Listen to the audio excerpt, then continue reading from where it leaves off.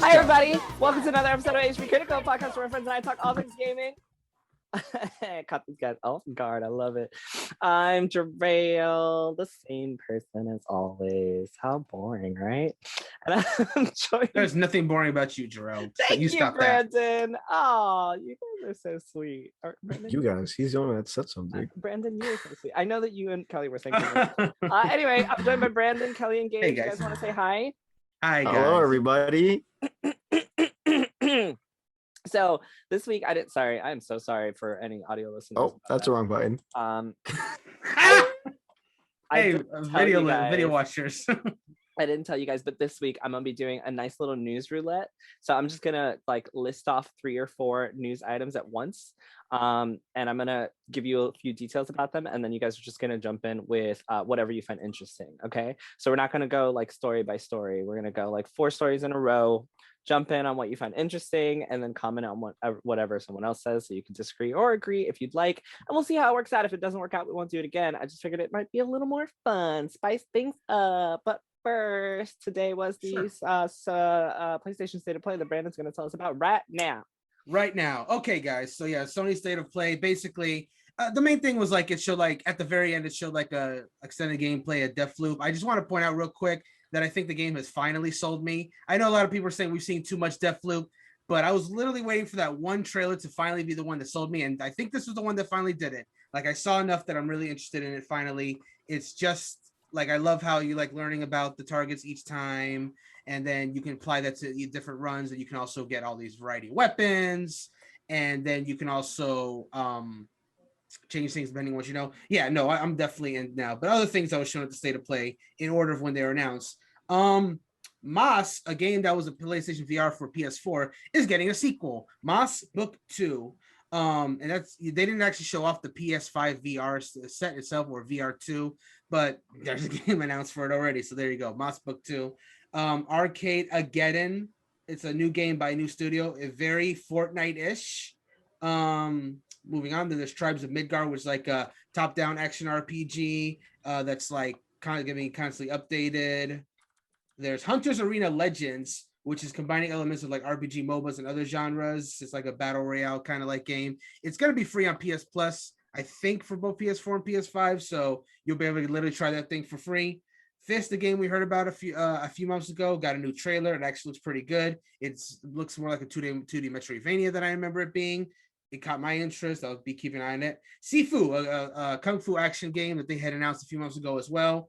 They showed off in the trailer for it. It's looking pretty good. Don't really know too much more about it than the trailer. I mean, the action looks good, but I couldn't really get more than that. But it did get delayed to early 2022, which the developers did say that was to make sure the game is to their, they don't rush it and that there's no crunch. So they said early 2022. And you know what? I respect it. Moving right along, we got another close look at a game called Jet the Far Shore. Very No Man's Sky-ish with the way it was played. I can't say much more than that. They showed a good look at Demon Slayer. I think it was Hinokami Chronicles, I think is the game is called. Game is looking slick. I'm looking forward to that one. They got a new trailer for Lost Judgment. Not too much more that we didn't already know. Lost Judgment's looking crazy like you probably would expect.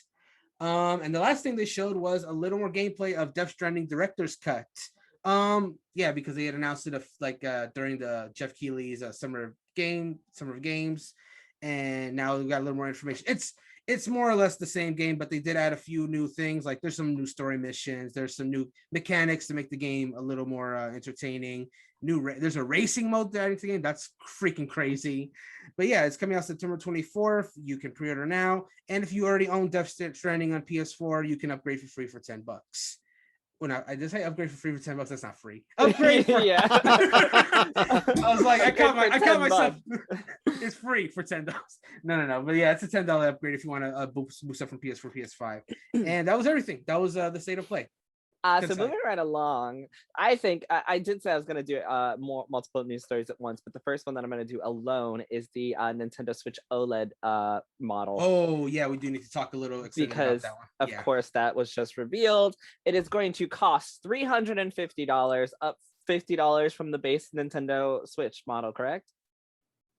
That's correct. Yeah. That's correct. Thank you. It is going to have double the internal storage at 64 gigabytes, up from the 32 that is on the Switch currently. A 7-inch OLED screen, up from the 6.2 LCD screen. Enhanced audio, a LAN port built in, 9 hours of battery life, almost, I believe, similar to what the current updated Switch is.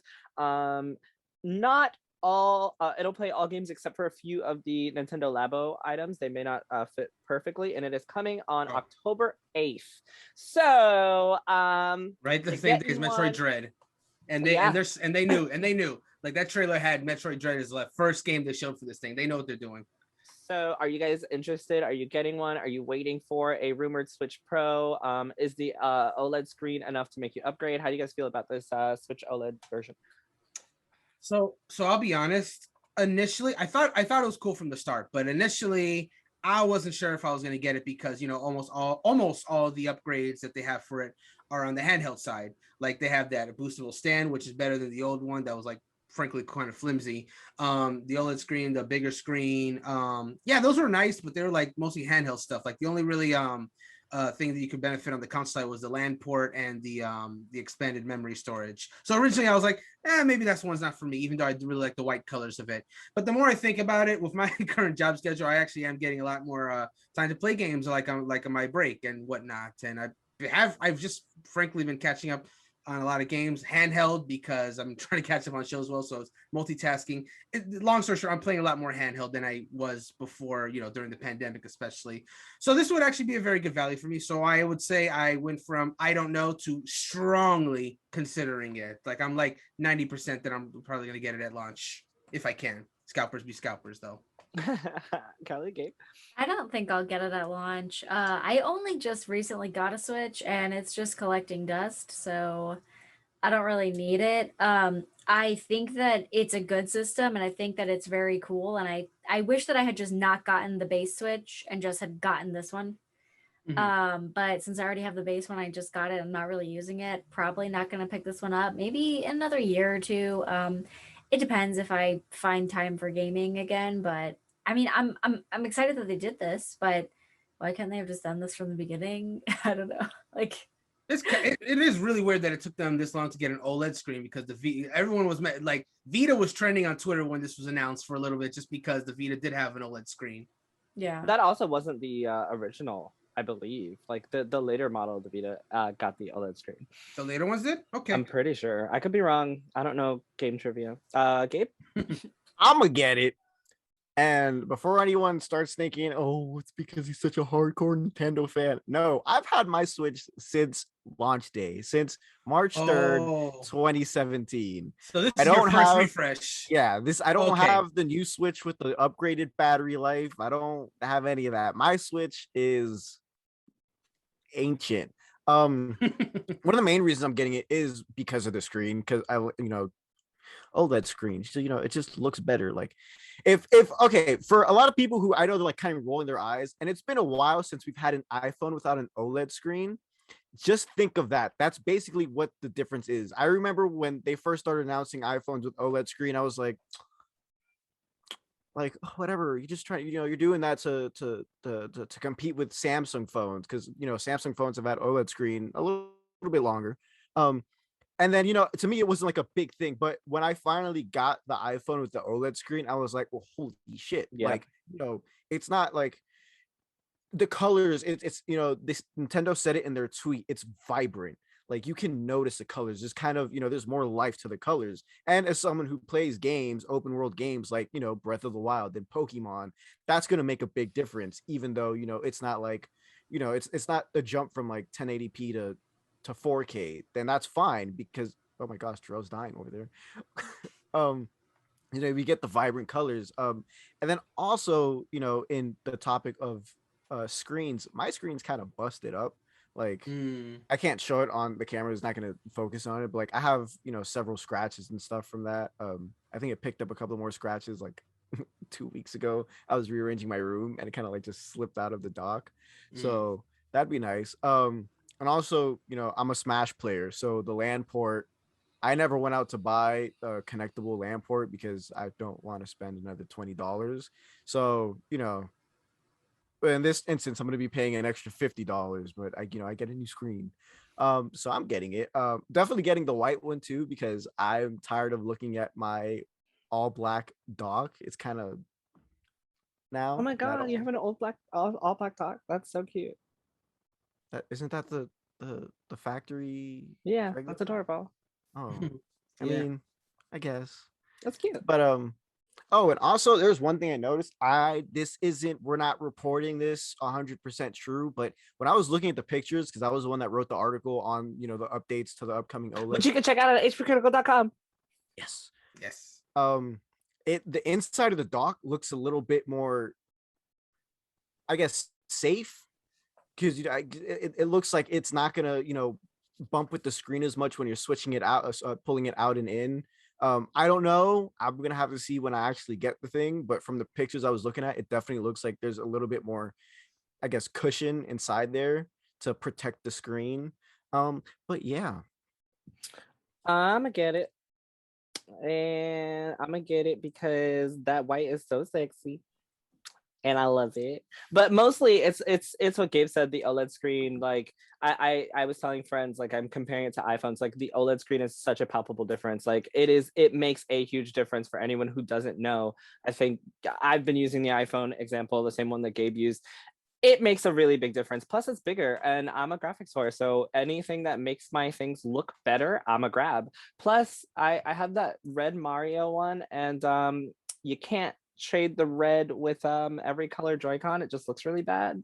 So I have like every color Joy-Con. I'm very sad, so I gotta switch it. And I think the white dock is gonna look real sexy next to my white PS5, and I'm just an entitled little bitch who likes graphics. So, and I'm not gonna buy it. So I have wonderful friends who are gonna buy it for me because I'm also an entitled graphics whore. So, let's roll that shit in here. But mostly because I can't afford another Switch, because this would be Switch number 6 or 7 at this point. So gosh. yeah. Anyway, really quick though, because Brandon mentioned it, but also a selling point for me is the kickstand. This is the kickstand now. This is a piece of shit. I'm sorry. The new it breaks kickstand off so takes up easily. the entire. Yeah, that's why I don't use it as much. But the new kickstand takes up the entire back of the screen part. Yeah. And it's adjustable. So like, hello. I love the fact that it's adjustable. Like I will say that the new kickstands that they have, like that what they did for like the first quote revision, was a little bit sturdier than the other one, but it's still something you got to be very careful with. That thing will snap right off. It's just not that good. So continuing on about Nintendo, the first thing I'm going to bring about is an article titled "Nintendo is working on increasing the appeal of Switch Online to make it even more fun and convenient to play." This article is from NintendoEverything.com. Written by Brian, and it says that the SNES library started up on the Switch Online in 2019. Since then, though, the lineup classics have been a bit static. Some have hoped that Nintendo could expand the offerings with N64 or Game Boy games. President Shintaro Furukawa was asked about a membership option at a higher price tier with upgrading services during Nintendo's annual general meetings of shareholders last week. He spoke broadly about plans, noting how the company is working on increasing the appeal of Switch Online and make it even more fun and convenient to play with Switch. Here is his statement. Quote, Nintendo started the Nintendo Switch Online service in September 2018 for Nintendo Switch users. People with memberships can play games with their friends online, such as titles like Animal Crossing New Horizons. In addition, they can play some of the games that were released for the NES and the SNES. Membership in the service exceeded 26 million paying accounts in September of last year and is still growing steadily in step with the increase in Nintendo Switch system sales. For Nintendo Switch Online, it's important not only to increase the number of new members, but also to encourage existing members to continue using the service. So we are working on increasing the appeal of the service to make it even more fun and convenient to play with the Nintendo Switch. If you want to talk about that one, I would ask what you guys would think would be a really great addition to help increase the appeal for the Switch. The other one that I'm going to bring up right now is from VG247.com by Sharif Syed, and it says, TV-like ads may soon be coming to console games. A new marketing company has successfully tested a platform that brings ads to console games. Following the publication of this story, EA's gotten in touch to say that the report isn't accurate. In a statement to VG247, the publisher said it's not looking to bring TV-like ads to its console games. So this was published. People thought it was happening, but I did want to bring it up and ask you guys, how would you feel if your video games, which some of them already have ads, started having TV-like ads in them instead of regular ads? I'm looking at you, Street Fighter 5 trash. So those are the two topics. Grab one, grab both. Tell me, anyone. I mean, I feel... Sorry. Go ahead. Go ahead. You can go. I feel like if I'm paying for something, I don't want there to be ads. Like That's what I'm saying. whenever I stream, so if I stream like, you know, Netflix, there's no ads because I pay for a service and you're giving that to me. Like I'm paying to have that. So if I'm gonna pay for a game, or like some of the games are like separate online fees, I'm not gonna watch ads. Like I'm just not gonna play your game. That being said, if it's like in the cutscenes or something, I mean, do some like product placement. I'm okay with that. Yeah, Like I'm okay with like, you know, like I don't know, I'm trying to even think of anything. Like if the ghost is like drinking a Pepsi in Phasmophobia or something, like I'm not hilarious. gonna take that ghost seriously at all. But like, you know what I mean? great. Like I think that they could do it playfully. Like definitely like, or you know, like a loading screen, which loading screens are so short now on the new consoles. But like if you like did a loading screen, you're like, Brondo, it's what plants crave. I would like die. It would be amazing. You know, Right? just put like an ad in there. That would be great. But I don't know. Can you imagine like you're playing Call of Duty and there's like a banner ad like scrolling? Oh my God. That was Call of The Duty reason I ish, brought though. up Street Fighter V is because as you're waiting for a match, they literally have ads of like all the things you can buy. And like it's kind of a turnoff. But then if you think about Final Fantasy 15, right? Like they Yes, had 15. a freaking ramen noodle, cup Oh noodle man, like that's like collaboration and a Coleman collaboration. And it was just placed in the game and it was done really well. So I was like, yeah, no, they totally would be eating cup noodles right now. Like this works. Yeah. Honestly, like I think that now that I think about it, like in a game like Apex Legends or like Call of Duty, you're on a battle royale map. If a plane flew by with like a banner that said like buy stuff from the store, I'd be like, okay, like right? that. Yes, that would I feel work. like the placement of it has to be right. Like I'm not gonna wait to play my game because you want to show me an ad. Yeah. Like I want to see it in the game, and like I said, if there's like some like humor to it, I'm in. Like I'm fine with that. Yeah. I'll add just a smidge to that because I don't have too much more to say that hasn't already been said. I would say that in game like actual advertisements is kind of gross, but if you can do it like in a playful way, I think that's cool. I remember the N64 wave race game had like you're on jet skis. So if while you're doing some of the race, they had little Kawasaki posters in the background, stuff like that. That makes sense. You're on jet skis, so of course that would make a lot of sense. Yeah, if you can figure out clever ways to do it, it's not as bad, and you're still making that money. It's fine. Super Monkey Ball used to have partnerships with Dole. You would see like some of the bananas would have Dole. That's cute, and it was perfect. It's bananas. So stuff like that, you can absolutely make it playful without it being disgusting. I just hope that's the way they are going, but we'll see. And just real quick about the Nintendo Online thing. I'll echo with pretty much everyone on the internet saying that I am enjoying my NES and Super Nintendo games. That's great. But yeah, they really should expand it to a few other consoles like Game Boy and 64 would be really cool. And that would give more content for future seasons if it doesn't hold up, but you already know.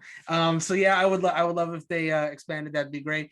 But really, like, I think like they could add all this cool services and I would be happy about it. But I think the bottom line is that online does have to get improved a little bit. However they can do it, it just has to, because you know, us having Smash tournaments and then just having random communication errors that end the whole match is kind of unacceptable. So if they could just do improvements like that, like that would go a long way. And I hope that's what they're thinking about as opposed to anything else. But the good thing is, you know, the addition of the LAN port, right? So it doesn't have to be wireless. But the bad thing helps. is that, you know, the online structure is bad anyway. It's kind of like a little whatever, I can't think of the words, I'm going to move on. And the only other thing I'll say about the Nintendo Online thing for myself is that I don't complain too much about them because it's only $20 a year, but I will complain because now I'm paying money for it. So I feel like once you start paying for things, they need to get better. But I'm not going to, you know, yell at them like I would at Xbox or PlayStation because it's only $20. Yeah. Gabe, either story?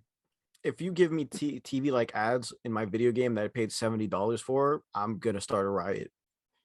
Yeah, I will actually punch the living shit out of a CEO in one of those games, because that's, I don't, you got, you know, the idea of putting it in, joking, like, yeah, that's fine, like having like, you know, like Sephiroth using dough for men on his hair, that'd be great, you know, that's fine. But like if I'm sitting there in a game and I'm starting up the game and between pressing the start button to load up my save and then putting me in the game, you throw an ad at me, I'm gonna be super pissed. I don't care how fast loading times are now. That's no. Keep keep TV like ads on TV. The Switch Online thing, I think people keep focusing in on Nintendo 64 and the Game Boy, which, mind you, the Game Boy is.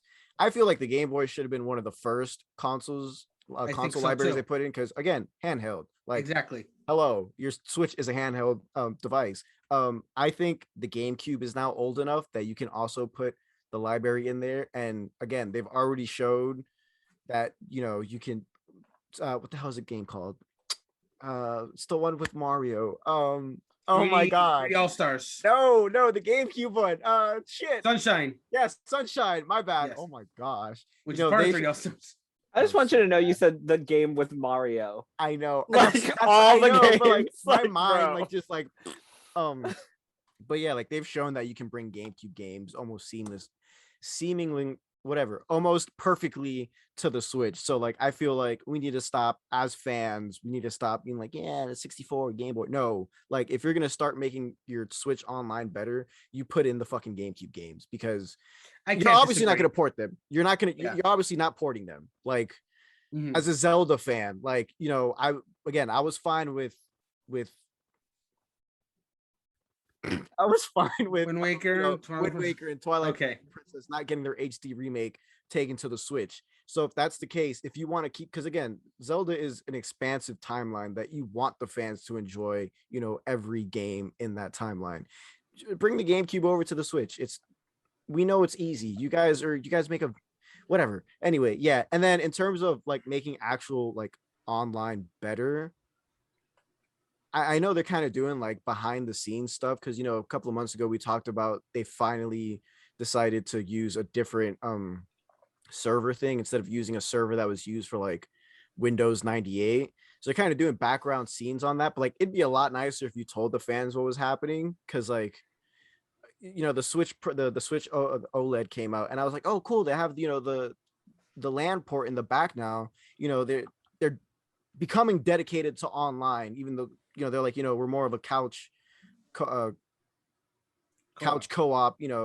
system. So but we need a little bit more. Like I don't know, I especially playing Smash, I definitely feel like online has been starting to get a little bit worse actually. Like I've noticed a lot more lag and a lot more communication errors, like Brandon said. And I know it's not me, because I'll literally be sitting right next to my router downstairs and everything's running perfectly fine, but like I'll be sitting in a four-player Smash battle, and a move that's supposed to come out on frame 2 is coming out like on frame 50 because the game's lagging.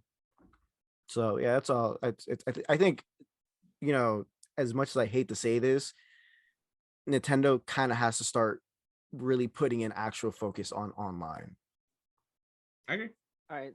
The only other thing I'll say actually about this is that I think it's really easy to say put all of those games on there, but I also think it's to me, I think it's a really bad business move to put your library just for free, essentially for $20 a year per person, when those games are sacred to a lot of people. Like if you just start throwing GameCube and Game Boy games onto the Nintendo Switch Online, library, I feel like they would lose a little bit of their value, because I think a lot of those games are really, first of all, a lot of those games are still being sold today, right? Like you can still go pick some of these games up for a decent price, like not a ridiculous amount, and a lot of people still have their GameCubes and their Switches and their Wiis and their Wii U's and the ability to play some of these titles. So yeah, it would be really cool to get them on Switch, but I think it depends, because there are a lot of titles on there that I think I'm done. So moving on,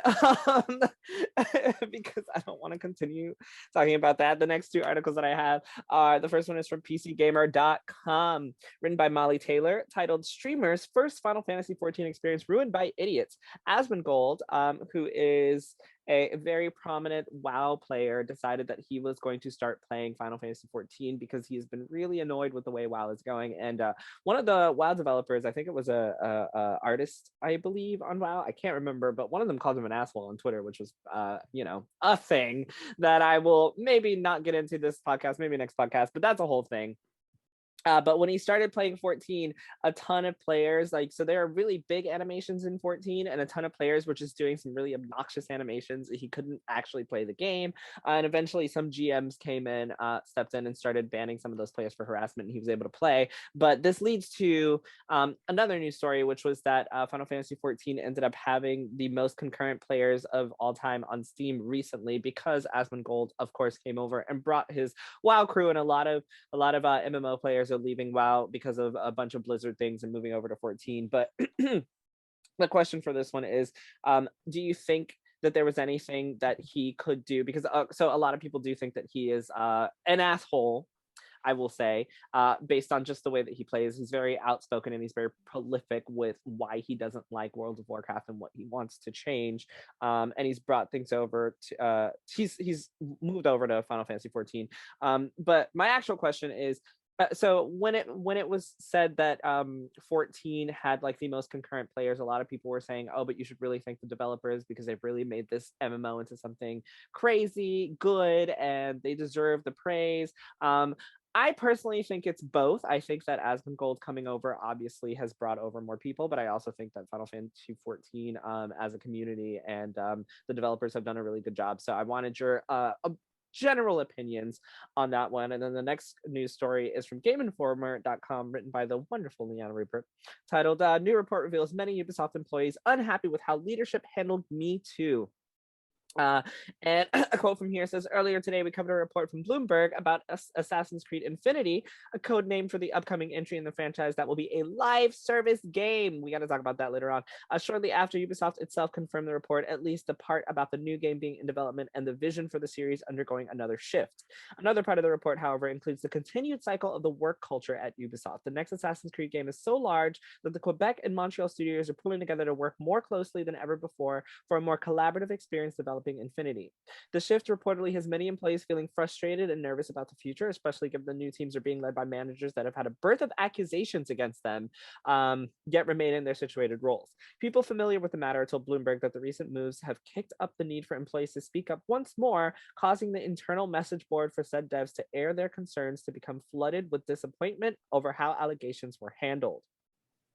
The report also details the French union Solidaires Informatique reported that 3 Ubisoft Montreal managers were accused of harassment or toxic behavior, as well as reports of overt racism and sexism with an HR department that has reportedly not done anything of value in response. The Ubisoft spokesperson that Bloomberg spoke with refused to comment on any specific related cases, but did add that any employee that had allegations and remains at Ubisoft has had their case rigorously reviewed by a third party and were either exonerated or underwent appropriate disciplinary actions. Employees have been under investigation would not remain at Ubisoft if results of investigations warranted termination. So with that one, I mean, just your general thoughts on that. I don't want to go too much with asking you guys a specific question. I personally just think that it's really bad to mix two companies together, and then people that already have allegations on them should not be then in charge of another company and another group. It's kind of just like putting people in bad situations to try to get your game made. We'll talk about the live service Assassin's Creed a little bit later, but those are my two opinions on those things. So those are the next two stories. Tell me what you got. I mean, the Asmongold story, I don't know. I've been doing some reading, and apparently the Final Fantasy XIV community does not want anything to do with him. They don't want him in the game. They've been sniping him and they're literally saying Asmongold's kind of hatred and rudeness is not welcome. It is the responsibility of every decent player to overwhelmingly report every single incident of it and make sure he's run off quickly. Do not give him or his fanboys room. I'm I'm trying to read why people hate him. I don't know anything about him. I feel like I've seen his tweets because they're WoW related and that's a topic that I follow. But other than that, okay, so he's just a mediocre white man playing video games, obviously wealthy because why not? We relate that. I love this. So, but Yeah, I mean, so like that's why he's famous, but he's not really like bad. I mean, I guess his followers are immature, but like it's Twitch. What do you fucking expect? Like people aren't mature. Um, but like the guy, like literally a dev of Blizzard, like called him an asshole. Like I don't even know why.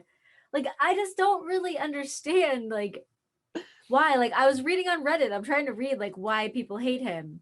And they're just like he lives with his parents. Like is that why? I don't I live with my parents. Shit. right? I'm like, is that why? I just don't whatever. I guess he is like he trolls and stuff, whatever, but I just Can I don't add to that really quick? So I personally don't really know either because I've seen some of his content. He seems like, whatever exactly what you described him as. But I do know that the 14 community has been very vocal about being welcoming. So it was really crazy to see this because anytime that I've played, I've personally had really great experiences where like, wow, people will just leave you in the dust. I literally was just watching a friend play 14 and like the tank leader literally described how the fight was going to go, and like we were lagging and he was like, oh no, everything's fine, it's okay, like we got this. Like the community is super super nice. So I don't know if it's just that they don't want an asshole intruding onto their community, but it's kind of the opposite when you do things like that. Like you're literally being the opposite of what you want to be. So I was like, I was gonna say that too. Like Jarrell, what you just said about like the 14 community being positive. they're so nice. So this is so crazy. We were just talking about how nice they were with another news story a few weeks ago. So yeah, with the Berserk the creator passing away, with the Kentaro Miura, yeah, exactly what you're saying. So it's like I totally get it. Like if you're a person that is perceived to be negative is coming to community, you have resistance to that. But it's like you said, you have become the very evil you that you want. Yes. And also when he came over, so I was actually with a friend who was playing. So when he actually did come over, that entire server was lagging for everyone because so many people followed him over. Like you couldn't even play the game. It was kind of trash. And I was like, well, now I kind of see why people want him to leave, because it was unplayable because so many people were on that one server. But yeah, I guess you don't want an asshole in a really nice community. I suppose not. I guess. I just don't know. I just don't know anything So about it. I didn't know who you guys were talking about. Like I'm sure you've seen him before. I couldn't put a face. Actually, yeah, I've seen him. He does a lot of Dark Souls videos. Oh. Yeah, that's why I met him. I met him. He was reacting to like this guy like one hitting every boss in Dark Souls or something, which is mind blowing, by the way. And I can kind of understand why Final Fantasy 14 people don't want him in there. Like Jarrell was saying, they're very nice. They like the they like to help people get into the game and whatnot. I've seen this guy play other games like Chivalry 2, and he doesn't fit that community. Like he's like that kind of person that like if you went into the game and he was leading you on a raid or some shit, like he'd be degrading you the entire time because you don't know what you're doing. So, but at the same time, it's not nice to not let people in. But when you have a reputation for like being a dick, like I'm not gonna lie, if say you guys were starting an MMO and you guys was like, no, yeah, we don't want Gabe here because Gabe gets too hyper and he brings everyone down when he gets frustrated, I'd understand that 100%. And that's kind of like this situation. Like again, I don't know Asmongold that much, but off of what I've seen, and I've seen, I'd say at least around 100 clips of him either with Dark Souls or with Chivalry 2, I kind of get where they're coming from. I see. So with that, we are going to take a tiny little break, and we'll be back, everybody. See you in a bit. Yeah. And we're back, everybody. And the last thing that we were talking about was Asmongold and Final Fantasy XIV, and then we went on to talk about Ubisoft and the Me Too movement and sexual harassment over there. So let's chat about that one. How do you guys feel about that? I don't understand why it's like when an allegation comes up, even if it's just an allegation, suspend the person and wait until the investigation is completely done to either reinstate them or fire them. And then if it turns out they're guilty of that allegation, I don't understand why the option of having their getting their job back is even an option. Like, well, I mean, so they did say, just to clarify that, they did say that anyone who was under investigation has either had disciplinary action taken or they have been cleared of that investigation before they have returned. So the assumption here is that if they are working there right now, whatever that previous allegation was, either they've been punished for it or it was unfounded. Now, how this is still happening after all of that has already happened, that's another story. Like, if when you merge the two, developing companies, and the first thing that comes out is that, hey, we're very nervous working with this person because of their allegations, like, I don't know, don't have that person in charge of a team. Yeah, I feel like whenever two companies merge, there's like almost like two of everything. So like if there's like a director of something, like just use the one from the other company. Like, all right, this one's got allegations, just fire that one and move on. Like whenever there's a merger, like people get fired. It's not like that wouldn't be surprising or like wrongful or anything. Like if there's two of you and you have someone to take the place from another company, just get rid of the person with allegations. But if they've already had the disciplinary action taken or they've, these allegations have been unfounded, I can see why, but I just don't know. If there's multiple allegations against someone, I don't know why you'd continue to have them working at your company. Mm-hmm. I don't get why the disciplinary action for, something of, an allegation of racism or sexism or, making someone uncomfortable is because it looks like a slap on the wrist if you're back.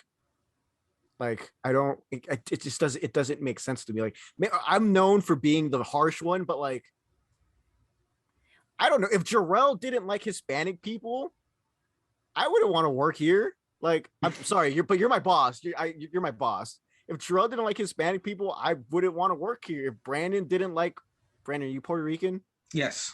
If Brandon didn't like Dominicans, I'd feel unsafe. Not unsafe. I wouldn't feel comfortable, being on this podcast. If Kelly was your typical yeehaw white girl, I wouldn't want to be there. I'm sorry, but like that's the only way to put it, because if you're working, one of these the Montreal companies, if this person was, has allegations for me, which, mind you, when someone gets an allegation for racism, it's very easy to see because it's usually either in the form of words or something written down, and you can't really like say like, oops, I messed up on saying that. Like, we're all smart enough now, and even though you see a lot of famous people getting away with like, oh, like for example, the basketball player from the Miami Heat player, he said he said a slur on on stream, and like, you can't tell me, because he was like 31 or something like that. He's around that age. Like, you can't tell me at that age you don't know what that word means. Like, okay, but also sometimes it can be very hard to prove that something racist has happened or something sexist has happened, and depending on your HR team, like a lot of times a lot of this stuff will either get swept under the rug, or like you will be unable to prove it, or at the end of the day, like you said, it'll be a slap on the wrist, and that's why people end up leaving. So there are two ways about it. Like I know people that have been in situations in which, like, okay, let's say I felt like something was super racist against me, and I explain it to someone in HR who is not Black, who doesn't even understand that, and doesn't empathize with that. I get nothing from it, right? Because they don't understand why I felt the way I did, because maybe it wasn't overtly racist, right? Or maybe it wasn't overtly sexist. Maybe it's some guy that continues to feel on Kelly's shoulder when she walks by, right? And that may not seem like something that's super bad, but that's invading her personal space. That's touching, that's unwanted touching from the opposite sex of someone that she doesn't even know, right? So like, it can be something as small as that, and then you have an HR team that's full of dudes. I'm not saying that this is how it is. I'm making an example here, that you have an HR team that's full of dudes because we're in the video game industry, so it's full of white dudes who probably do the same thing in a manner that is not as disgusting as this one person that's doing it. So I think specifically in video games, it's probably really hard to prove your allegation of racism or sexism, especially when you're working under someone else. So I can see why at this point it would be more difficult to do rather I see why the outcome is like, oh yeah, we've handled it. And the people who are working there definitely haven't been doing that, because if they had, they wouldn't be working there. But we got this. We have a really big game to work on now. So that's all you get. Yeah, money, and money. I feel like a lot of it, like some of the stuff that happens is not super overt. Like Mhm. they might just not say a racial slur or say like, oh, you can't do this because you're a woman. They'll just like make a sly comment about like your hair, or oh, those are like, you look good in those pants or something. And that is so like a line that is drawn where it could be racist or it could be kind of sexist, but like, I mean, a comment like that, it's not overtly any of those things. Like, would you want to get someone fired for saying like, "Oh, you look great in those pants"? Like, Exactly. That's the other thing. actually, kind of, but that's beside. Like, it would just be a comment about your pants. I think in that case, like having someone be like talked to or written up. I mean, at a lot of jobs, you have to get written up 3 times before you're terminated. Mhm. So, like in this case, like if you're not written up 3 times for something, I don't know. Like, I just don't know if they could even terminate you. It could be like wrongful termination. I guess discrimination that would kind of like not, obviously that would probably count as a lawful termination. But like, I just feel like a lot of the time it's not just going to be like someone screaming, you know, a racial slur in your face or saying Yeah. like, you're a stupid woman. It's going to be literally like just something. What, but hold on, but though that's what happened at Riot. Is it not? That guy was harassing that woman out loud. Mhm. So, and he got let off like it was handy dandy. And then, but also, like, you know, going on to what oh my God, going on to what Kelly said. Can you imagine? I'm sorry. I'm Do you sorry. think all women look the same, Darrell? Oh no! That's sexist.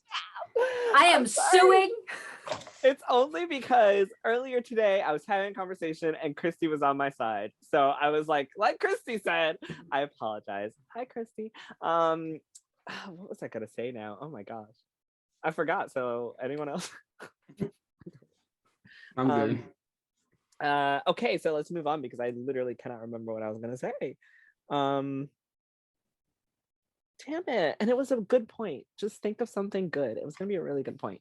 So let's continue Just think talking. of something good. Let's think of something good that I would say about this. Oh, okay. So I don't think this is what I was going to say, but I have another point on it really quick, which is imagine being like one of the women working here or one of the POC working here and having to go to like a white male HR and then having the guilt of possibly getting someone fired for something that you think like you might think that it's bad to you, but then you might internalize, okay, maybe I'm just overthinking this. Like, is it worth getting this person fired because they said this to me? Like, is it worth them losing like their job here?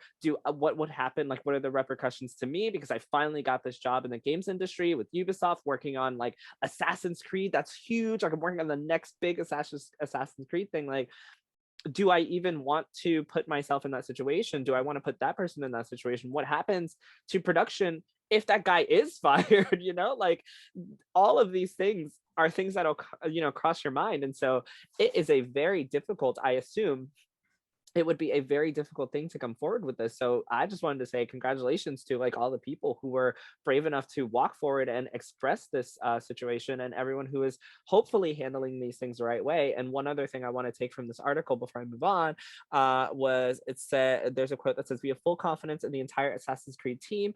Ubisoft takes each and every allegation seriously and conducted a series of investigations over the last year led by independent third parties taking swift and appropriate actions based on their outcome, including warnings, removal of managerial responsibility, or dismissal.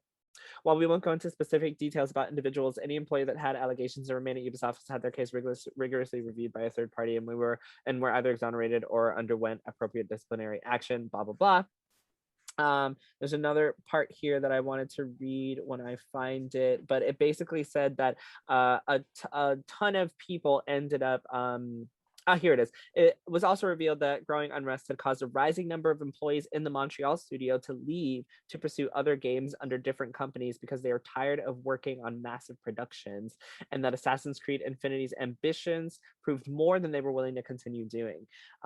Here, it is important to remember that people leave jobs all of the time, whether this is because of the feeling of needing more, needing something different, or no longer fitting with the mission statement and vision at their current occupation, with some reportedly leaving due to the scope of Infinity. That's not necessarily indicative of what fans can expect. And the reason I wanted to read that is because I'm going right into the next story, which is this post about Assassin's Creed going live service.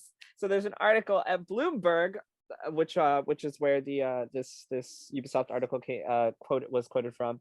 There's an article at Bloomberg titled, oh my god, I just lost it. The future of Assassin's Creed is live service. Ubisoft Montreal and Quebec have teamed up for Assassin's Creed Infinity, a huge platform plan to have multiple settings.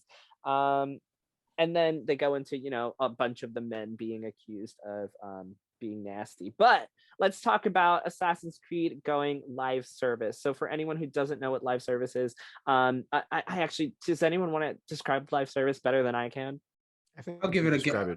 I'll give it a go. Yeah, we'll see. Yeah. So basically, a live service game is essentially a game that's like almost always online, if not always online, that is constantly receiving updates during the time that is being supported. More than often supports multiple players playing together at a time. Yeah, I think so. Oh, yeah. Okay.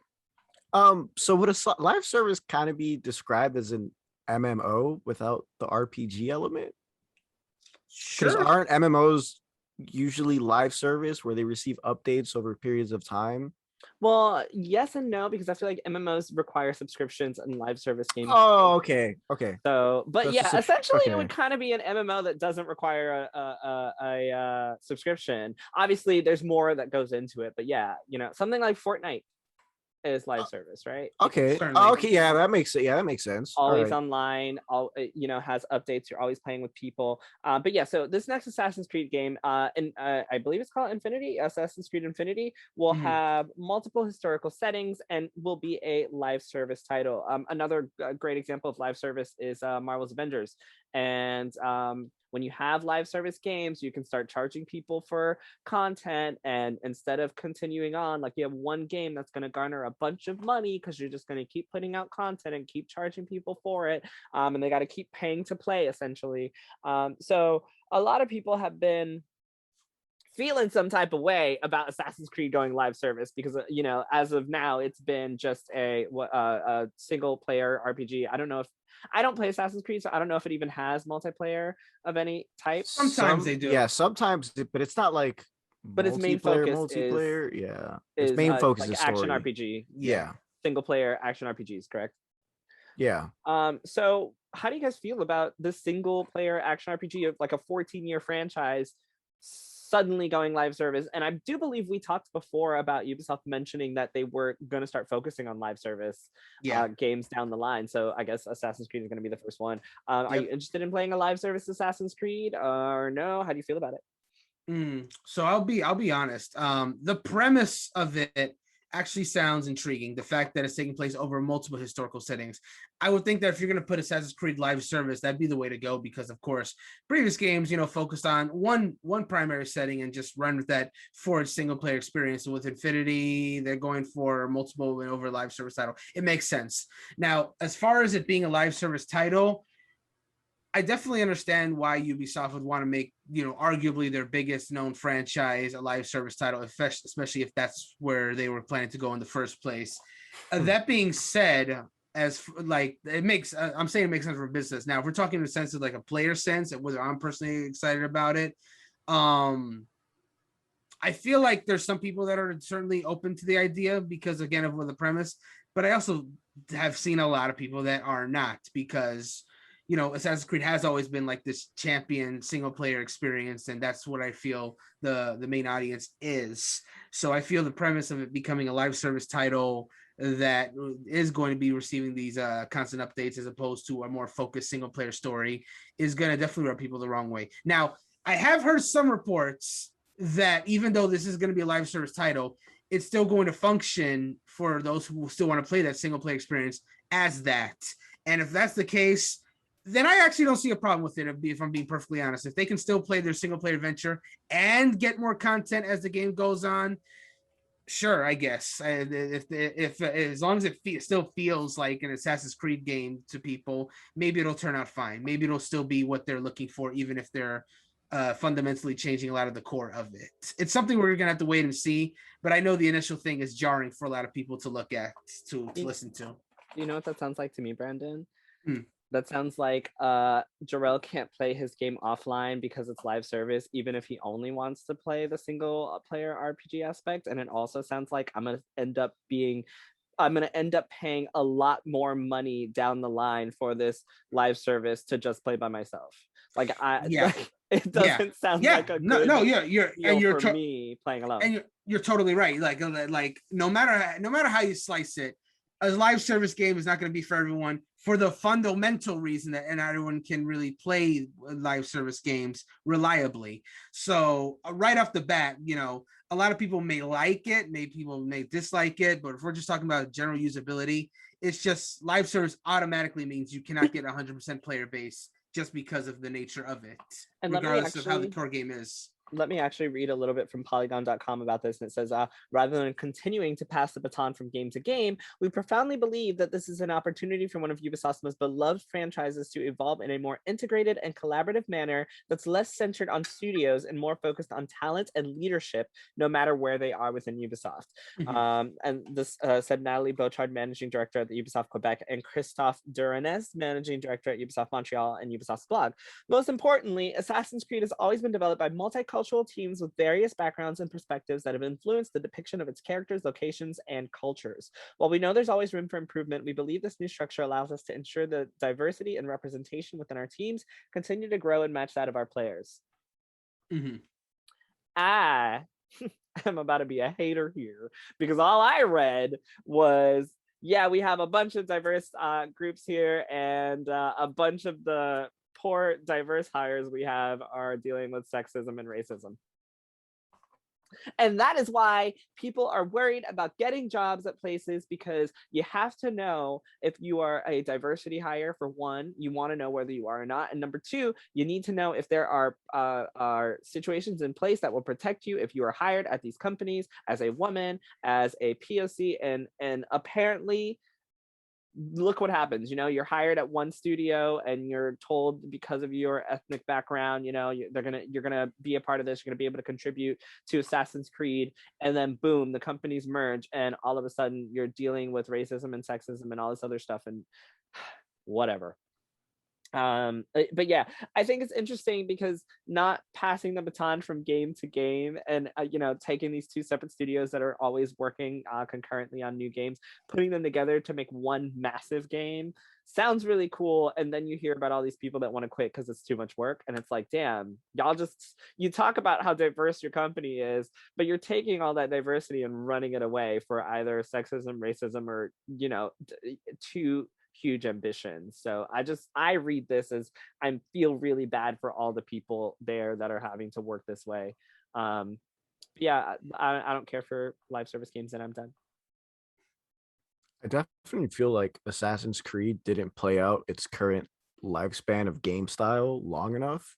And I think that's why, that not sudden, but that whole, people quitting because they didn't want to work on such a massive game. Like Assassin's Creed, if you remember it from the very beginning, was always, it was stealth. You were an assassin. You had a target, you killed it, you went back for another one. But then, when it got into Odyssey, it completely changed. It became a much more open world game with a lot more mechanics, a lot more, I'm not gonna say story. Well, no, yeah, a lot more story, because there's a lot more side quests and a lot more, historical events that were put into it. But you also had a lot of mythology, and a lot of it, you had the Egyptian gods, you had the Greek gods. The last one, you had the Viking gods. But that only went across 3 games. When Assassin's Creed first lifespan went over across, I think, over 10 games, because you had Assassin's Creed 1, 2, and 3. You had all those side games, Assassin's Creed China, Assassin's Creed Russia, Assassin's Creed I don't remember the other like 20 countries they used. And then, and now this current lifespan only got 3 very good games, by the way. It's not like Assassin's Creed was faltering like they did in the first, like, the cycle of their first lifespan. They were actually doing really good. They were interesting games. And then that sudden shift of, we're going to be a big live service. On one half, I'm kind of excited for an evolving Assassin's Creed game, because at this point, it's like, what other historical events could you have done? Because like I see the face you made, but like, it's kind of hard to scrap into something and get it right, because that's the thing. Like, but I don't know. Like, but then at this point, you can also just make it like one big game where it's like, all right, we're done with this historical event, on to the next. Because that's what it sounds like it's going to be like. It's going to be like, once one era ends, the next one begins, and that's kind of cool. But then I don't know. It's just, again, I feel like the current lifespan of Assassin's Creed games it wasn't long enough for them to start doing this, which apparently seems like out of the blue, since you have so many people quitting over, not wanting to work on such a big game. Mm-hmm. And then, and the other point is, you have all these people who originally worked in Assassin's Creed quitting your game, which means you're going to have to hire new talent who might not have the same, not taste, what is it called? The same creative ideas for Assassin's Creed that the original team had. And, now you're in risk of having Assassin's Creed Infinity, which I think is a fitting name for where the game's going. Sure. I Just agree. saying, they might have a different different outlook on what Assassin's Creed is supposed to be like. So, you might have, the fans of Assassin's Creed going into the game expecting one thing, and then it kind of like, it's not that. I will say there are a ton more historical situations that can be covered, and it's their job to find them and actually do them properly. If you set out to do Assassin's Creed, guess what? That's what you set out to do. Kelly, did you want to jump in on this before I move on? Okay, great. So do you remember that we talked about this ROM site that was being sued by Nintendo, and they won $2.1 million in a lawsuit? Yeah. We talked about it a few weeks ago. So turns out that according to Kotaku, Nintendo can't even get $50 a month from the ROM site, the guy that was sued. They settled on $50 a month, and he's already missed a $50 a month payment. That's that story. So a lot of people are saying, like, Nintendo, just let it go. I like I mentioned before, I wouldn't let it go. Now you owe me $100 because you missed that $50 payment. I don't know if I'd make you pay the whole $2.1 million, but like, the guy can't even make a $50 payment. What is gonna happen? He's gonna have to start selling the ROMs again. That's the only way to make the money. Go back to crying to fix your crime. That's the only way. That's great. Any comments on that before I move on quickly? Oh man, $50 a week to like he's if we're talking $2.1 million, $50 a week, his grandkids, he's gonna be dead. Like this is his grandkids are covering. His grandkids are going to be paying for this, man. Like he royally fucked up, man. Just there's no other way owing Nintendo money. Like that is some bullshit. Oh man, it's rough, but well, what can I say? Okay, so also the U.S. Justice Department is probing the Overwatch League over the league's soft salary cap and its competitive balance tax, which. What? When I was reading this, I thought, how is this a thing? So it says the U.S. Department of Justice Antivirus Division is probing the Overwatch League over its soft salary cap policy that discourages teams from excess spending. Sources familiar with the inquiry told .esports. The probe is being headed by DOJ trial attorney Kathleen Simpson-Kiernan, who works for the Civil Conduct Task, blah, blah, blah. At the center of Kiernan's inquiry is a lack of a players' union, which would allow the Overwatch League to apply for a non-statutory labor exemption. That status has been granted to the NFL, NBA, and other pro sports leagues who have labor unions. The exemption originates from blah, blah, blah, doesn't matter. Kiernan's team has also contacted Activision Blizzard, the operator of the Overwatch League. As a result, Activision Blizzard has communicated to team executives not to tamper with or destroy information regarding player salaries, a routine measure taken in case of government investigation. Says we have received an inquiry from the Department of Justice and are cooperating accordingly. We deliver epic entertainment to our fans and support our players and teams in producing the most competitive and enjoyable esports league in the world. In 2020, the soft salary cap threshold equaled 1.6 million, according to league sources. If a team exceeded that amount in annual pay salaries, the organization would then have to pay player salaries as well as the excess amount to the league as a luxury tax. This means every dollar above the 1.6 million limit will cost the team twice as much, impeding organizations from offering massive competitive salaries. Does that make sense to you guys? So Not essentially, the short version of that is they have a cap that they can make of money, which is $1.6 million, right? And if they exceed that 1.6 million, they're going to have to pay extra taxes on anything over that 1.6 million. So essentially, if you are an Overwatch competitor, your team cannot make more than $1.6 million. That is what's being investigated. And that luxury tax would then be distributed among the non-offending teams. What the fuck? So if my team makes more money than $1.6 million, my money, anything over that is going to go to the rest of the teams who are not making that money, according to this article. Why don't they hold? Oh, this is a competitive balance other... tax, and it is the reason why it does not allow other companies, for example, to be able to offer big salaries to the Overwatch League specifically because of that soft cap. Yeah, Kelly? I mean, I'm just saying, wouldn't you rather give the money to other players rather than the government? I mean, I would rather keep my money because I earned it for winning. But yeah, right. Sure. I mean, yes, essentially, yeah, I would, I guess, yes. But like, I just thought the whole thing was crazy. Mm-hmm. And I'm gonna move on from that unless anyone has anything else to add. I got something really quick to say about that because from my understanding. Also, sorry, really quick. Also, sorry. Before you say this, because it might affect what you're going to say. The article did, I believe, say that no team has actually reached that $1.6 million cap, so it hasn't actually affected anyone yet. But of course, they haven't reached it because if they do, they're gonna be charged. But go ahead. This is the Department of Justice. Yeah. I think our government needs to focus on the 1% of America making over a shit ton of money. They need a soft tax. Yeah, they need to start giving out their money to everyone else. What the fuck? Look, nah, I'm done. Go ahead. Go to the next subject. Okay, so 7 Japanese anime studios are bringing their unique talent and perspective to the Star Wars Visions, a collection of animated original short films starting September 22nd on Disney+. This looks really cool. I know Brandon probably has something to say about it. I have one thing to say about it, which was there is a young Black Jedi, and that was really cool. Go ahead, Brandon. Hell yeah, dude. I'm all about it because it's making like so much more diverse stories with this. But yeah, let me to sum up. Yeah, 7 Japanese studios are making just like shorts called Star Wars Visions coming to Disney Plus. I'm very excited about it.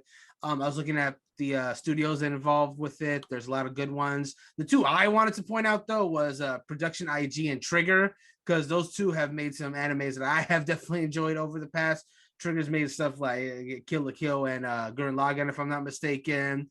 Production IG, oh my god, they have a huge resume. So, and those are the ones and they're making the ones that I'm most interested in. Like one of them is like Tale of Twins, the 2 twin Jedi that are both like struggling with the dark side, and then like 8 Jedi almost seems like a 7 Samurai story. I'm just loving the different animation styles that are on play here.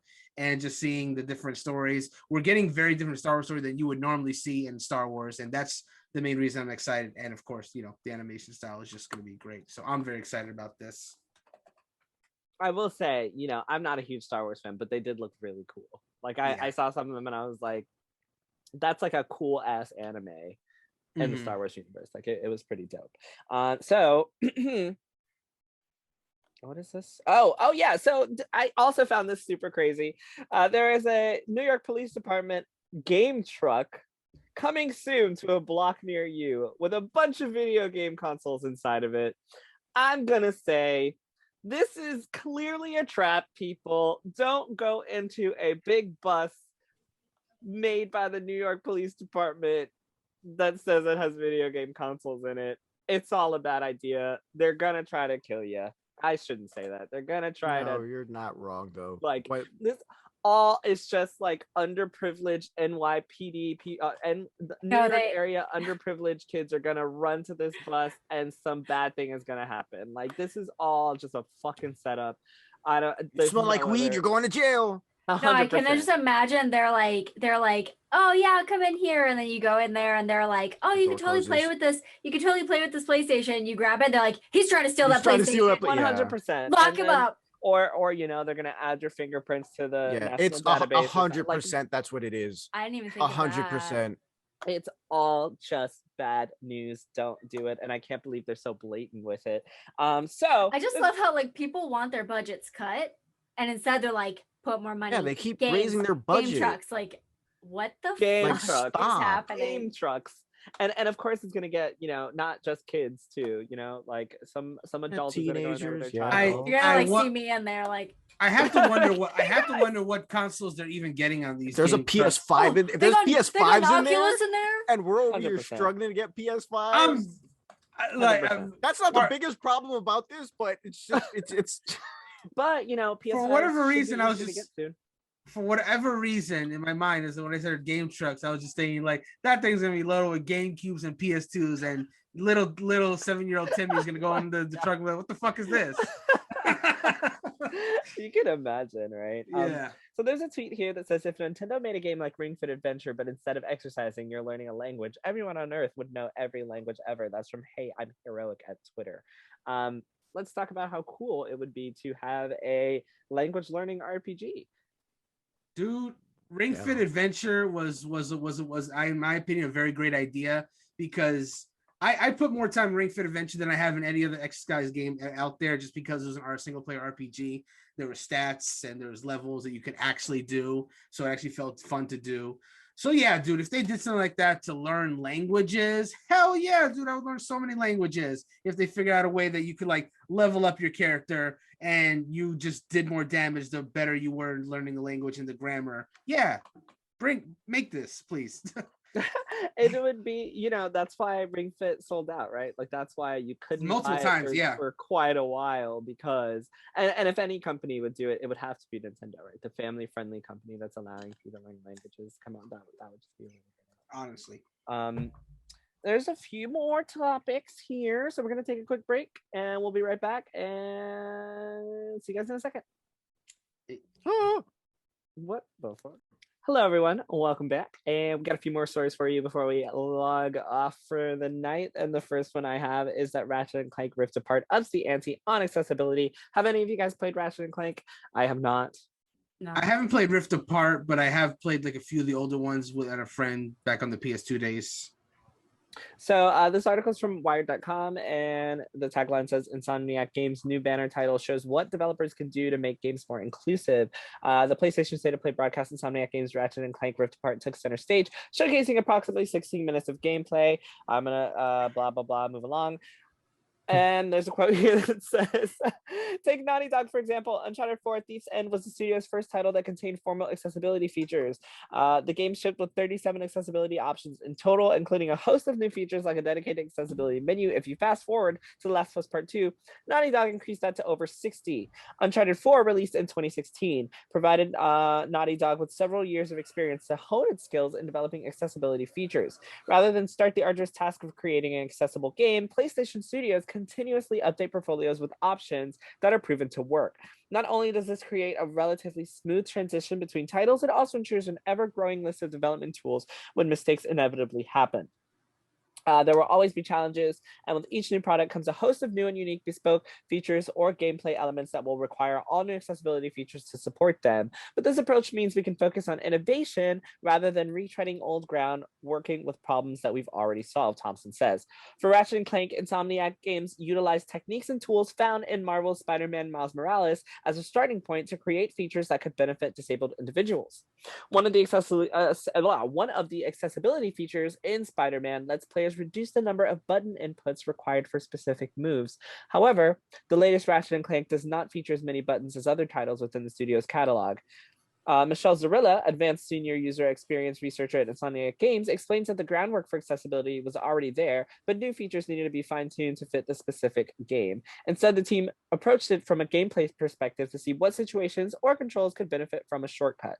Some situations could be addressed by offering toggles, like opening the weapon wheel or aiming, but successive presses, like jumping and slamming your weapon, or holds like gliding, were good candidates to offer a single press. So this I thought was really interesting, because essentially what that means is all these PlayStation studios are working together when it comes to accessibility, and they're able to look at what one game does well and incorporate that into their game on an easy level, right? So the best example was the one I just provided with Spider-Man.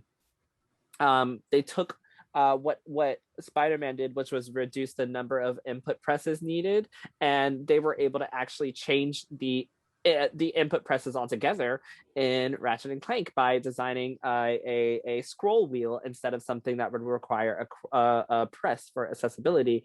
And I know that we were talking about accessibility being awesome at other platforms, so I just wanted to bring that up. And if anyone has any thoughts on how these PlayStation studios, which are not the same studio, by the way, they're all studios purchased by PlayStation at this point. So you have Insomniac taking cues from Naughty Dog, you know, like that's really big, right? Because I don't know that any of the studios over at Xbox are working together in this manner, but I think it's really awesome to see that PlayStation studios are actually working together in this manner to create more accessibility. And I wanted you guys' opinion on it. I think it's super dope. Like, you know, obviously we talked earlier about the whole Ubisoft situation.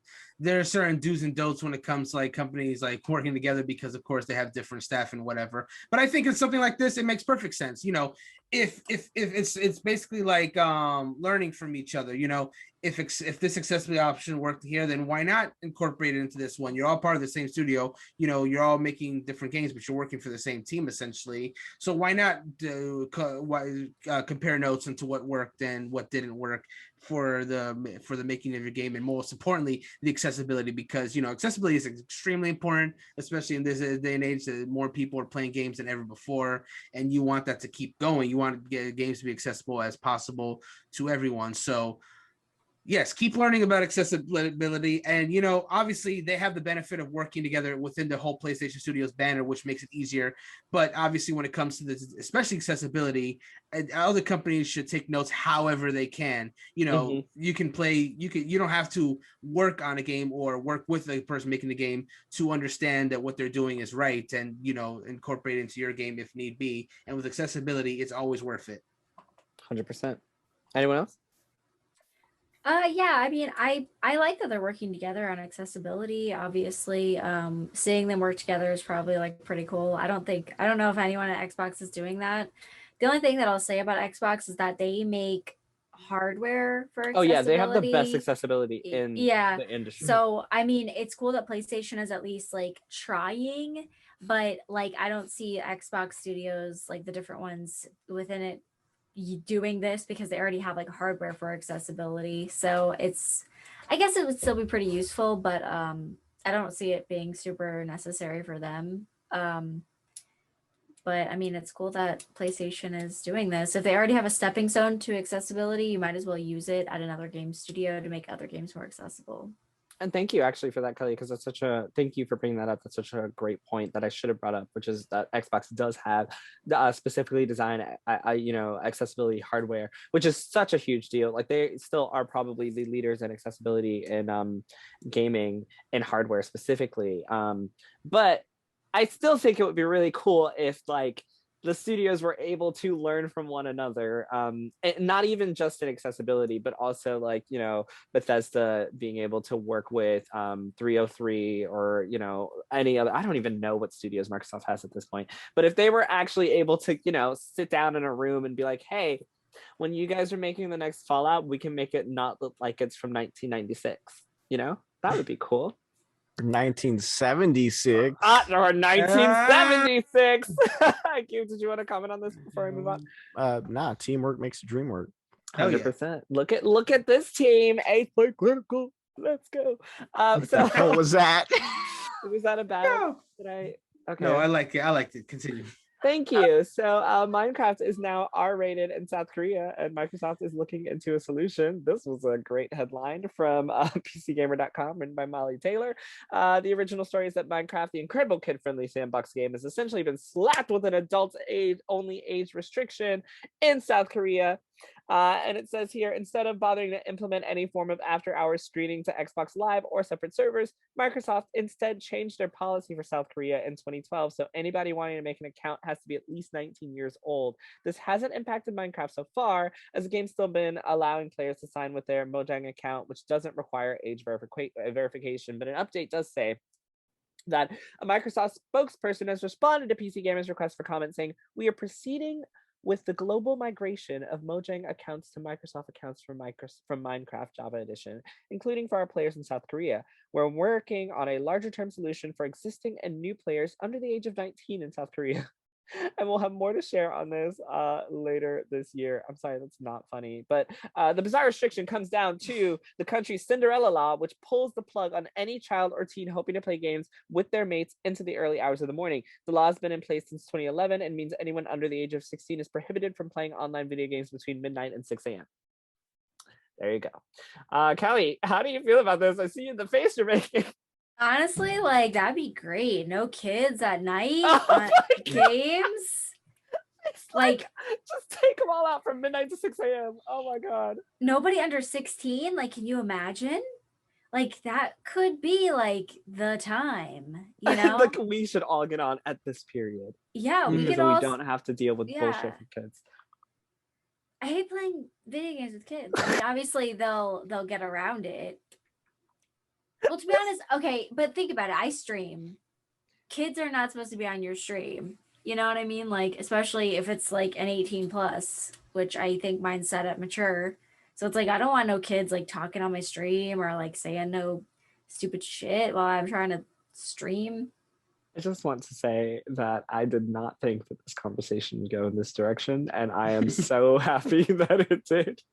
I was expecting something very different. I expected this from Gabe, though, because, you know, he likes to, Well, what? Fuck little kids. Yeah, he likes to, you see? He likes to bully kids. I know, but like, what did you think we were gonna say? Oh, we want kids to play games at night? Like, fuck no. Midnight to 6 a.m. Should kids even be awake? Like, well, I really thought that you guys would be shocked at the Cinderella law for midnight. I am, because hold on, because the like everything was going fine, and then you said Cinderella law. I'm like, oh, how the hell is that going to incorporate to this? And it's like, yeah, they shouldn't be playing games with their mates, or what is it you said? I quoted the article. What does the article said? It said I think it's a mate. Yeah, I think it's a mates. First of all, no one under 16 should have a mate. I think they meant like friends, Gabe. It's a friend. I hope they meant friends. Like that, yes, that's what I don't know, mates but the thing mean. is, but the law is a Cinderella law, and Cinderella is based off a love story between a No, princess it's because at midnight her fucking yeah. shit goes. Like what, Gabe? Oh, that makes sense. That makes sense. But I have no recovery from this. I have absolutely no recovery from this. I understood it a different way because I am American born on yeehaw soil with a bald eagle flying over my head when I came out. So to me, mate means someone you reproduced with. Listen, I was born in Florida. I was born in Miami. Well, I literally live in the backwoods of Florida, and I know the fucking mate means friends. Nah, I know. The first time I was introduced to the word mate, it had to do with reproduction because a lot of you never met an Australian person. No, I haven't. The only Australian person I know by name that's not an actor, it's a gamer, is what the fuck is his name? He's a Smash player. You don't even know his name. Wow. And he doesn't even say mate. He literally says friends the entire time. So, and like this guy's Australian, he still lives over there. So this also took another unexpected turn that I was. We all find out that Gabe's kind of dumb. Oopsie doopsie. Like, did you think that it was like these kids that were having sex with one another couldn't play? Not after- sex, Yeah. but like Like relationships. they can't play with their But like we're girlfriends and talking boyfriends. about Minecraft. Where Okay, are you know that's what like I the mean? perfect Like, first date. What are you talking about? You build up a nice What? cathedral or some shit. You put in some Wait, picnic tables. cathedral on a Man, first date? I don't know what people do on first dates anymore. I haven't gone on a first date They since apparently like go to a cathedral to get married. Tell 2017. everyone. Okay, never mind. because you can't mate Immediately until you're married. marry. Okay, fine. They build up a like a replica of the Eiffel Tower in the surrounding area, and then you Okay. put in a picnic table under the baguette shop or something. I'm sorry, is that insensitive? You put in a table under like a bread shop or something. So you went from And baguette to barrette. I mean, whatever. Baguette is But just shit- French. It's fine. Yeah, it's French. Yeah, Okay. Okay, I was gonna say something that actually would have been out of place. You put a table under a restaurant shop, whatever, and you have, it's like, hey, join my Minecraft servers. We can How have many our first Minecraft dates have virtual you gone on? 0. I don't go on dates. I'm a loser. But this is what I've Alright. seen on the internet. Like I've seen You're Reddit posts literally about this. envious of people that go on Minecraft dates. Yes, there's people going on virtual why dates, he's and so I mad. can't get a date. He's No, like, no, 16-year-olds hold on. cannot be having a Cinderella My story. anger I'm issues not. stem from something else, but On this that Christian has fueled my Yes, fire. Brandon. Yeah, so that's Okay. what I thought, mates, man. I'm sorry, I'm not, I don't know. I I really don't hear anyone say it. Like, it's not a word I hear thrown around a lot. Like, I don't like my friends aren't like, hey, mate, like, no, I don't. All right, mate. I really just didn't expect this either. I'd like y'all just surprise me every fucking week. Like, I don't have a segue, so I'm gonna just move on. Among Us is getting a physical release, and they have Grayson's some. gonna think I'm on crack again. Sorry. They have some really cool like plushies and discs, and you can get a beanie and all this cool stuff. So check that out. And the last story I have here, unless I'm missing anything that you guys want to bring up, is that Tencent is now using facial recognition to stop children in China from gaming all night. Wow. Yeah, more power to fuck them Cinderella. kids. So this article is from PCGamer.com, written by Steve Messner, and it says late night gaming sessions for Chinese children are going to be much harder now that Tencent, China's largest tech company, is using facial recognition to stop kids from gaming after bedtime. Announced in a press release yesterday, Tencent said its new technology would require players to confirm their identity via facial recognition algorithm in order to keep playing mobile games past 10 p.m. It's just the latest step Chinese companies are taking to conform and stay ahead of China's tightening regulations concerning when and how underage people play games. So this is even worse. This is 10 p.m. South Korea's midnight to 6, and China's 10 p.m. Well, it doesn't give a date, like an age, though. Does it say an age? It just says the way it works is simple. If children under the age of 18 try to play a game after 10 18, oh p.m. god. or before 8 a.m. So this is from 10 p.m. to 8 a.m. They'll have to pass a check that uses the phone's camera to verify their identity and age. This extra measure is in place to stop children who are easily circumventing previous age gating methods to enforce China's strict laws on gaming activity. It's just on phones. Yes. I guess you can't play. I don't know. I'm not even gonna make an assumption. It seems that way though, based on the article, but maybe not. I don't know. Yeah, I mean, it says the Chinese government says these regulations are to curb gaming addiction in China, where mobile and PC gaming are both massively popular. At the same time, privacy advocates are concerned that this collected data could be used for more nefarious reasons, like China's social credit system, where some citizens can be penalized for a variety of behaviors deemed unsuitable by the government, like not sorting their recycling properly. At the same time, it also presents a moral dilemma for the developers who have to implement these systems, especially if they're not Chinese. Over the past few years, Tencent has aggressively expanded its influence in the gaming industry by investing in a variety of companies, including Jaeger, Epic Games, and Platinum Games. So that is like the big thing, which is like, imagine, Epic and Platinum Games, if they want their games to continue to be in China over on Tencent, you're going to have to make this facial recognition available on Fortnite on mobiles. And like, you have to be okay with the morality of what what the collection of that facial recognition, could essentially lead to if you want people to continue to play your game.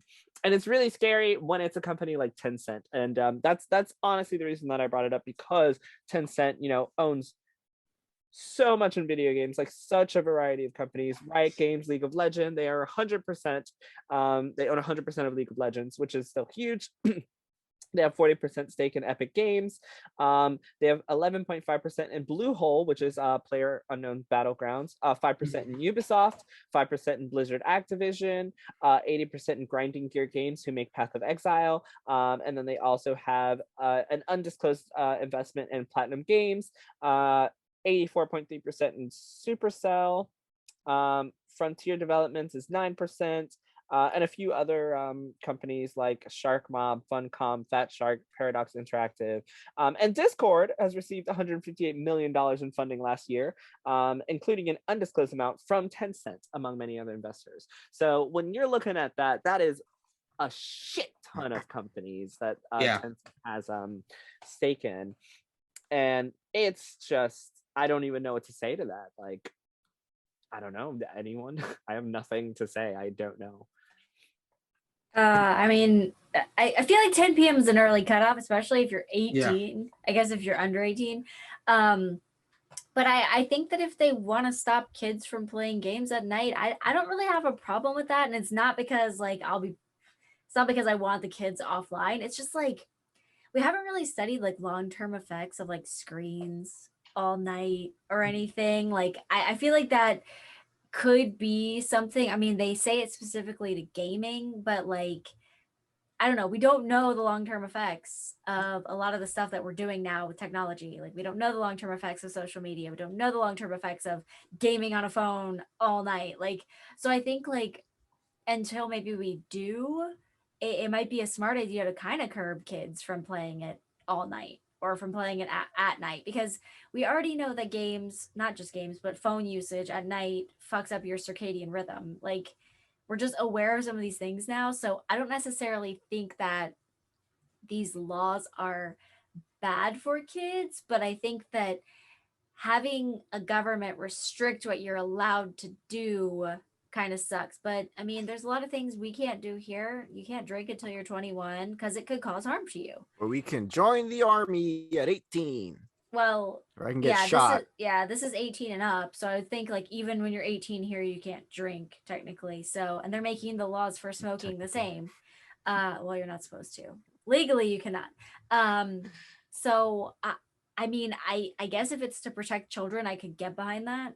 But at the same time, like, social regulation is crazy. But kids under 18 are regulated almost anywhere, you know? I think my biggest problem is like facial recognition. Like, I don't want okay, so I'm sure the government already has my face. Like, it's not that big of a deal here, right? Like, I'm not going to be one of those people that's like, oh my God, I don't want the government to have my information, knowing that they already do.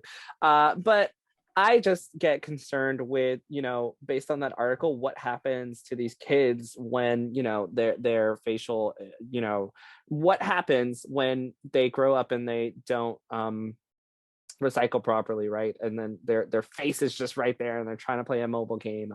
But also, have any of you guys actually played games at night before the age of 17, like all night once before school?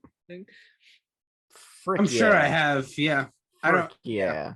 I think it's like I don't want to completely disagree with you, Kelly, because I think you have really great points. But I think it's kind of normal for kids to want to play a game all night, right? Like I remember when Kingdom Hearts first came out, I played that shit all fucking night, and I had to go to school the next day, and I had to leave it on because I was in the middle of a boss fight and I couldn't save, and I was like, please God, don't let there be a fucking power surge. And I came back and played all day and all night again.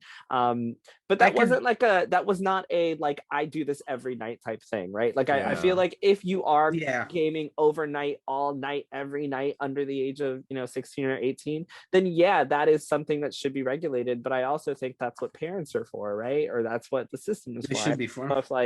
Exactly, that's what they should be for. Of course, there are situations where that won't necessarily happen. I just get a little scared when it's like, there's, how do you, I guess my biggest thing is, how do you really implement this law? You know, like how does South Korea implement this law because kids are going to get around it? How does China implement this law because kids have been getting around it? So now it's like, okay, well now there's facial recognition. Like, what's next if the facial recognition doesn't work? You know, that's my thinking on this. Like, I don't want it to get too far, but I totally agree. Like, I don't think that kids should be playing all night all the time. Like, if it's not summer, I feel like on summer, do what the fuck you want, you know. But like during the school year, Kelly's like, no, don't do that. No, they said it was a problem. They said that addiction was a problem. And I think that, you know, like we had the conversation recently about the loot boxes and how it's like gambling for kids. I mean, if it's addictive for children, then they shouldn't be doing it all night. But at the same time, if you're letting them play games all day, it's like the same fucking thing. It's not. Yeah, exactly. They're just doing it during the day. But also there's a difference in culture here, right? So of course it is more addictive there, but there are reasons that it is the way that it is there, right? So I can't personally even speak on that. That's why I was like, I don't know what to say, because you know, based on the numbers that I see coming out of, you know, the revenue from mobile games in China, like I'm 100% sure there's a problem, because they spend all their money on like mobile games. When I look at these revenue things, you know, this says here, estimates say they will reach 781 million gamers and $55 billion in revenue by 2025.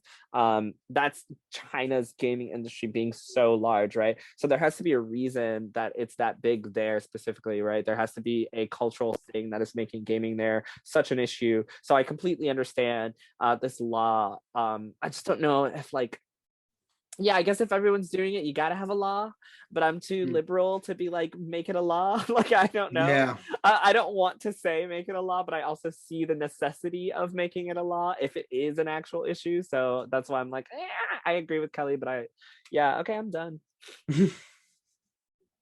Anyone else? Brandon and Gabriel like, not touching that one. Well, no, because it's like Brandon said though, like this sounds like it should be a parent's job. Yeah. And again, you mentioned like the cultural difference, and I do realize that, you know, in China there's a lot of movement going on, like to get from to your house to, you know, to school, or from your house to work and whatnot. It takes, you know, they use public transportation a lot, and that could be one of the, you know, main things why that happens. But like, then that wouldn't make sense for having cut off at night if this is happening during the day. So that's why I don't really have anything to say about it, because like, I don't know how it works over there.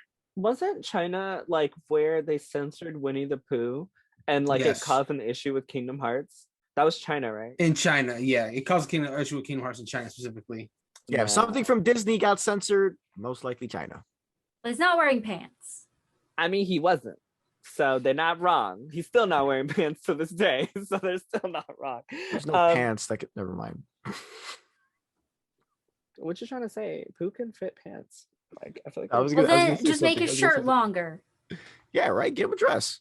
If I'm not mistaken, it was because people were comparing him to like China's governor or something. So someone he was like not very happy with it, so he was like, "Fuck Pooh!" Like, oh my gosh, can you imagine if Trump censored oranges? Okay. Anyway, so this article does say it's also clear that this new facial recognition system is an attempt by Tencent to continue to stay in the Chinese government's good graces, because, you know, China's government, as I mentioned, is estimated to have $55 billion in revenue in by 2025, which is a huge amount. And when you have so much stake in all these companies, of course you want to keep your games in China, because that's where they're making all the fucking money. So like, yes, China, what do you want? We give it to you, and you give us money. And then, you know, there's a whole other conversation about you know, that, which we're not going to go into, because, you know, that's another issue that we can talk about on our paid program, HP Critical After Dark. Which will come Come one day. One day you can hear about what we actually think about this story, the non-censored version, and then you can hear about all our horrible dates and our wonderful dates for some of us, and all the. You think I curse a lot now? Oh. But anyway, I have nothing else. Do you guys have anything else? I'll throw out one last thing. It's not going to be the case by the time this podcast goes out, but I just want to wish everyone listening to this a very happy National Video Games Day. And if you didn't play anything on the day itself and you're listening to this podcast, whenever you're listening to this podcast, play a good video game and let us know what it was. Correction. It is National Video Game Day. National Video Games Day is on September 12th. Okay. Happy National Video Game. I don't know it's the one difference. Don't game. ask You got to me. play one game on National Video Game Well, Day. when was There's been it? multiple Today. games. Today. Oh, it was today. As of this recording. As of this recording, it's National Someone Video who Game. doesn't have HP Critical's tweets notifications on. Let's Is it me? Because I play do. Sea and of I still Thieves don't. after this. Yes. Let's Okay. play what? So Sea of Anyway. Thieves. I don't know. all I'm saying is, like, if you're listening to this podcast, whenever you listen to it, tell me your favorite video game. Tell us what your favorite video game you played was in the comments of however you watch this video, whether it's on the audio or the YouTube, or hell, you could tweet us at critical_HP. Yeah, We'll and take all of also we're also having these wonderful Monday missions. Thanks for everyone who participated. It was really cool. If you continue to do Monday missions, you might get something cool at the end of the month, like a nice little HP Critical sticker or something. So yeah, it was really awesome to read everybody's what you're playing, and I can't wait for us to continue them going forward. And of course, continue listening to the HP Critical podcast, where Brandon, Kelly, Gabe, and I are giving you all the hot tea, which you're not going to get from other podcasts, right? So, other podcasts didn't jump into why Zombie. Oh, we didn't either, huh? We talked about Zombie, but maybe not the story you're referring to. All right, well, I'm a tear into Zombie on the after dark podcast. I'm a tear. And it's not gonna be nice because I have some things to say about that lady. We're gonna tear into all the good stuff, but make sure you tune in to HP Critical, because we're the only podcast that's gonna tell you all about a bunch of stuff, like streamers in hot tubs and diversity in video games and all the good shit, like why what Rule 34 is. Like, you get a good education here, so come along. You learn things. If you like listening, of course, please leave us some nice reviews. Leave us a comment here. Shout out to everyone. And if you'd like to see another guest come on the show, you can DM me or HP Critical's Twitter, and we can try to set that up for any of our previous guests. Hopefully, we'll be able to have some of them back on. And of course, check out hpcritical.com. You're going to be able to see Brandon's stream schedule for HP Critical, where we have a wonderful series of Does It Hold Up there, which I've actually been a part of. Finally, it was really cool. We look over SNES and NES games, because we did have that topic earlier. Kelly is going to be streaming. I think she was streaming recently. Her stream time is her stream link is always in the description for this podcast, so definitely check it out. Gabe is maybe still doing playthroughs on YouTube. I am on a very long break, so. But you can still catch subscribe and check out any of his previous ones, which the link is also in the. I will say, if I do start getting more subscribers, I'm just gonna go back into making more videos. You see, I really want to see him finish Persona 5, and I'd like to actually see both of them finish Final Fantasy VII, because there was a topic that I wanted to talk about today, which was Final Fantasy VII's co-director praises The Last of Us 2 for its diversity, but I didn't want to spoil anyone, so I couldn't. So yeah. But anyway, with that, thank you guys for listening, and we'll see you next week. Bye, everybody. Bye.